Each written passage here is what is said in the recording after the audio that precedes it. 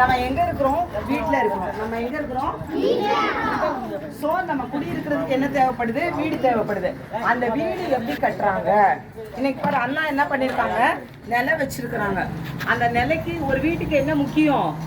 ஒரு காருக்கு என்ன முக்கியம்? சாவி. அது போல போக முடியுமா? அந்த வாசல் போட்டு இதுக்கு கதவு போட்டு நம்ம என்ன செய்யணும்? பூட்டு போட்டு சாவி எடுத்தோம்னா திருட என்ன பண்ண மாட்டான்? நம்ம பொருள்லாம் என்ன செய்யாது, திருடு போகாது. சரி, அதனால அவங்க என்ன பண்ணிருக்காங்க? மேல வாசல் வச்சிருக்கிறாங்க. அடுத்து ஒரு கட்டடம் பண்ணுறதுக்கு என்னென்ன பொருள்லாம் தேவை?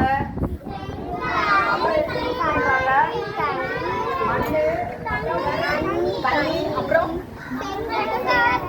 திருப்பி அப்புறமேட்டுக்கு செங்கல். கொம்பு எதுக்கு தேவைப்படுது? அது கட்டி ஹைட்டான உயரமான இடத்துல என்ன பண்ணுவாங்க? அந்த சாரம், கொம்பு, அந்த முட்டெல்லாம் போட்டு என்ன செய்வாங்க? ஏறி பண்ணுவாங்க. ஸோ கட்டுமான பணியாளர்களை, தொழிலாளர்களை நம்ம என்ன செய்யணும்? மதிக்கணும். தொழிலுக்கு என்ன செய்யணும்? முதலிடம் கொடுக்கணும். அவங்களுக்கு ஒரு ஹார்ட்ஸ் ஆஃப் தேங்க்ஸ் சொல்லணும். ஓகேவா? அந்த மாதிரி பிஹேவ் பண்ணுவீங்களா? இதை வச்சு இந்த செங்கலையும் மண்ணையும் வச்சு பில்டிங் கட்ட முடியாது. கட்டிடத்துக்கு ஸ்ட்ரென்த் இருக்காது. அதோட என்ன பண்ணுவாங்க? சிமெண்ட் போடுவாங்க. சிமெண்ட் போட்டு தண்ணி போட்டு மிக்ஸ் பண்ணி பண்ணும்போது அதுக்கு என்ன பண்ணுவோம்?